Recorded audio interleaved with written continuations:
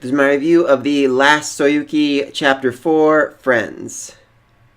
So basically it opens up with them saying, okay, under no circumstances can anybody ever know that Koharu is here, or the followers of Chaos will track her down and use her to bring about hell on Earth. To which Ryu then responds, oh, I kinda told Shogi about it. Is that gonna be a problem? We'll have to deal with him. Which he says in the most terrifying way imaginable. Ryu even describes it as being Machiavellian. I don't think I've ever used that word in my entire life, and this 10, 12-year-old is using it? That's weird. That's the weirdest thing in this whole chapter. Anyway, so then they call him over, and no, he's at baseball camp, but he didn't even tell his mother the truth about Koharu, so their secret's pretty much safe. Also, apparently there's a spell around the entire temple to keep people from actually coming to it unless they're invited, which is certainly interesting. If that is the case, I'm not really sure what they're worried about with Koharu, because literally no one could ever get to her. Though I'm guessing there are ways to break the spell, but they can't be simple or subtle, or else then they wouldn't be able to sit there eating watermelons. So either the spell is so powerful they have nothing to worry about, they can sit there all day and spend the rest of their lives there, or the spell can be broken, but not in an obvious way, and so they'd notice it and be able to escape while it's being broken. Though I suppose the enemy could just, stay around the fort and wait for them to run out of food. That could certainly work as well. Interesting enough, though, Koharu is still not speaking all that much. I mean, he gives this whole conversation, he gives this whole monologue about how Shige's his best friend and how he treated everything the same after his mother died, and that's how he was able to finally grieve about it.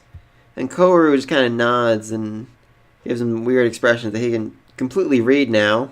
Then she does finally speak and basically says that she can't have friends because she's only a burden to people, and there's no way she can help anyone. But then it turns out, yes, her powers can help someone.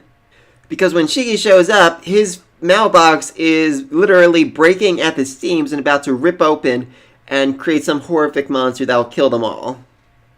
I do like that his mother came with them. It doesn't only make more sense considering how scared he is, but it shows how a mailbox is supposed to look. Just a little bit of fear trapped inside it, while his is bursting at the seams. I really just wanted a scene where they go into like town or something and they just see everyone's boxes. I think that'd be really cool. I guess he can just see the boxes now that his own has been opened. Though I am curious if it's going to lead to them just traveling from town to town and seeing, oh, his box is half full, we should go deal with him now. Oh no, his box is 2/3 full, we have to deal with him now. But this is basically as full as the box can get without literally being ripped open. It's literally cracked and about to break. So then we find out this is because of a kid at his baseball camp, who just happens to be the same kid who created all those monsters that killed people last chapter. So that's just great. And what's more, he's going to be in their class next semester, which I'm sure is a total coincidence, and not because he knows exactly, or at least roughly, where Koharu is. It makes sense, you start breaking open mailboxes, and if people don't die because of it, okay, he might know something about this. I should follow him.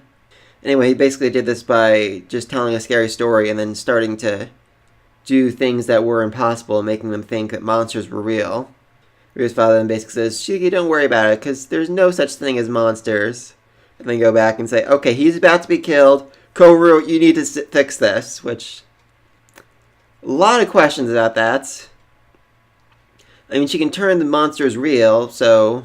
are they just going to open his box using her powers, and then the father and son team will take out the monster? I mean, then his box will be open forever, so they're going to give him a stick after that? I mean, that'd certainly be interesting. I theorized in the first chapter that his friends looked well designed, so they end up being like monster hunting allies alongside him. That could certainly be what's going to happen here.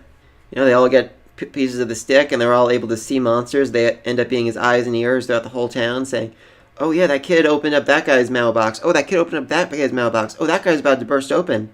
This could end up being more of a Monster of the Week series than I originally expected. I figured it'd be more...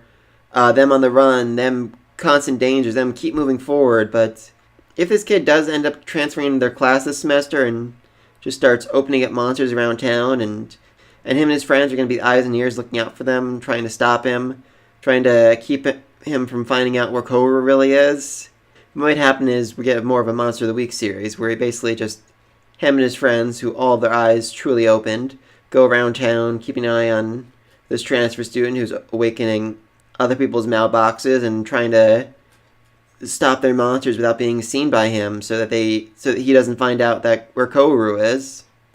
That's going to be an interesting path to take. On the other hand, I feel like there has to be a way to stop the mailboxes from opening or whatever without letting people learn the full truth that the impossible is possible and all that. Because otherwise, it's basically going to be everyone in town. Sooner or later, everyone in this town is going to start seeing monsters. So I feel like there has to be a way just to completely shut the box, but I don't think that's what happened with Shige. I think he's going to learn the truth, and he's going to he's going to join their team. He's going to be part of the Monster Hunters.